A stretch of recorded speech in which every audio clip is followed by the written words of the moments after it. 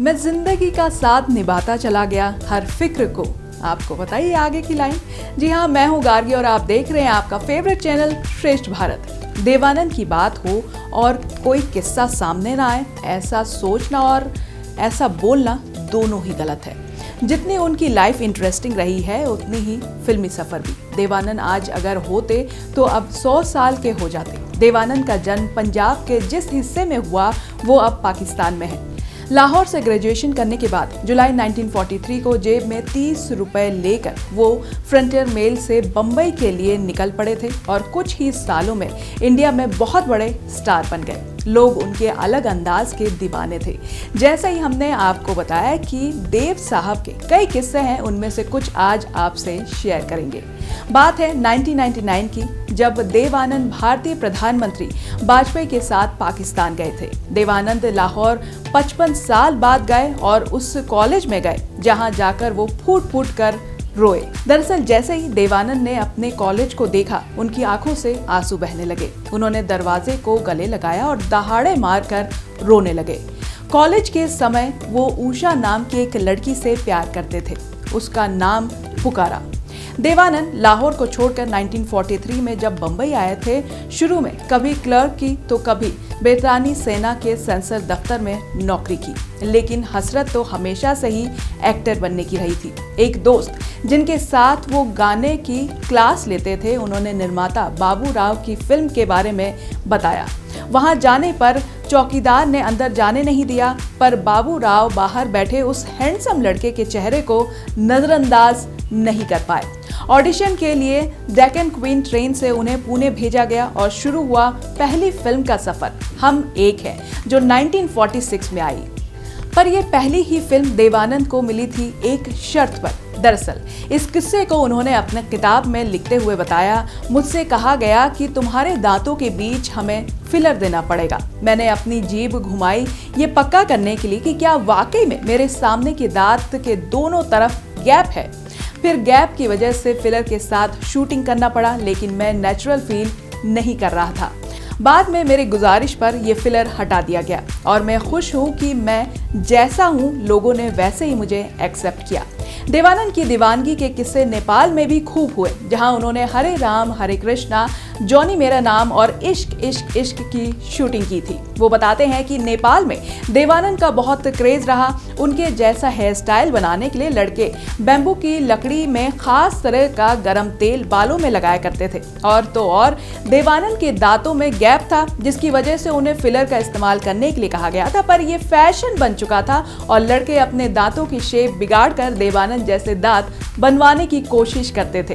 फिर फैंस उनके पीछे पीछे हर स्टाइल को अपनाते नजर आ रहे थे। नेपाल में दम मारो दम की शूटिंग के बाद दार्जिलिंग में भी लोग उनके दीवाने होते दिखे, जहां सारे सैलानी वहीं हैट पहनकर घूम रहे हैं जो देवानंद ने ज्वेल थीफ में पहनी थी, और वहीं ब्लैक एंड व्हाइट जूते वो सबके स्टाइल आइकन बन चुके थे।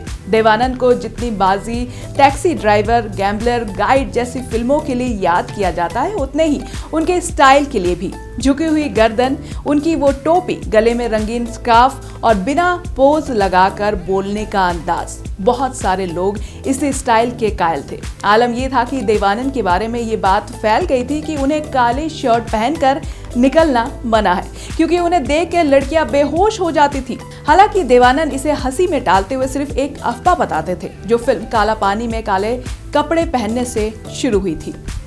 देवानंद के चाहने वालों में चंबल के डकैतों से लेकर देशों के राष्ट्रीय अध्यक्ष भी शामिल थे। फिल्म काला पानी की शूटिंग के दौरान इंडोनेशिया के राष्ट्रपति सुकर्णो खास तौर पर शूटिंग देखने आए थे। रोमांसिंग विद लाइफ में ये किस्सा कुछ यूं दर्ज है। गाने की शूटिंग होनी थी, गाना था हम बेखुदी में तुमको पुकारे चले गए, और सब राष्ट्रपति का इंतजार कर रहे थे।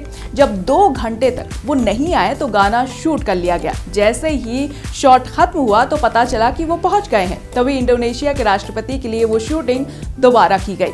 राष्ट्रपति ने खूब तालियां बजाई। हिंदी फिल्म की शूटिंग देखकर वो इतने खुश हुए कि काला पानी के लिए देवानंद को फिल्म फेयर अवार्ड दिया गया, जो मिस्र के राष्ट्रपति अल नासिर के हाथों ने मिला था। प्रशंसकों की बात चली है तो एक किस्सा और याद आता है, जब देवानंद चंबल में शूटिंग कर रहे थे। देवानंद के फैंस सिर्फ आम लोग ही नहीं बल्कि डाकू भी थे। एक बार शूटिंग के बाद देवानंद चंबल इलाके के डाक बंगले में रुके हुए थे। किसी ने उन्हें आगाह किया कि डाकू धावा बोलने वाले हैं। जो शख्स उन्हें आगाह करने आया था, उनसे देवानंद ने कहा उन लोगों को बोलना कि ऑटोग्राफ के लिए कॉपी लेकर आए, कैमरा हो तो फोटो के लिए कैमरे लेकर आए। उनके पास जिंदगी का आखिरी मौका होगा अपने स्क्रीन हीरो के साथ फोटो खिंचवाने का। तभी अगले दिन जब वो शूटिंग कर रहे थे तो ट्रक पर खड़े हो गए और उनसे बोला, कैसे हो मेरे देशवासियों? अरे देव साहब, वो बोले। इसके बाद कोई उनसे हाथ मिलाने लगा तो कोई गले मिलने लगा। देव साहब के इस वाकया के बाद आप अंदाजा लगा सकते हैं कि वो रिस्क टेकर भी थे, क्योंकि एक लड़का जो 1943 में लगभग खाली हाथ बंबई आया था, वो 1949 में अपना नया प्रोडक्शन हाउस नवकेतन फिल्म्स खड़ा कर चुका था। टैक्सी ड्राइवर, काला बाजार, हम दोनों जैसी मेन स्ट्रीम फिल्में की, लेकिन गाइड जो कि 1965 में आई थी, एक बोल्ड टॉपिक पर लोग इसको मार्केट पर खरीदना नहीं चाहते थे। लेकिन आज बहुत सारे लोग गाइड को देवानंद का मास्टरपीस मानते हैं। देवानंद जहां फिल्मों में कमाल करते नजर आ रहे थे, वहीं उनकी मोहब्बत रह गई थी अधूरी। देवानंद की पर्सनल लाइफ खुली किताब की तरह रही है, तभी तो सुरैया से उनकी मोहब्बत की दास्तां सबको पता थी। मजहब की दीवार ने दोनों प्यार करने वालों को मिलने नहीं दिया, तभी सुरैया भी ताउम्र अकेली ही रही। फिर देव साहब ने हीरोइन कल्पना कार्तिक से शादी कर ली। देवानंद ने अपने लाइफ के आखिर तक फिल्में बनाई, फिर चाहे वो फ्लॉप हो या हिट। देव साहब का मानना था कि वो काम करते करते मरना चाहते हैं। देव साहब भारत के पहले अर्बन हीरो थे, क्योंकि वो देहाती रोल नहीं कर सकते थे। उनका स्टाइल, उनका चार्म ही अलग था। उन्हें भारत का ग्रेगरी पैक कहा जाता था। तो आपको कैसी लगी ये स्टोरी, जरूर हमें कमेंट करके बताइए, और ऐसी और स्टोरीज को देखने के लिए देखते रहिए श्रेष्ठ भारत। श्रेष्ठ भारत पर खबरों से जुड़े रहने के लिए चैनल को सब्सक्राइब करें, बेल आइकन दबाएं और देखते रहें श्रेष्ठ भारत।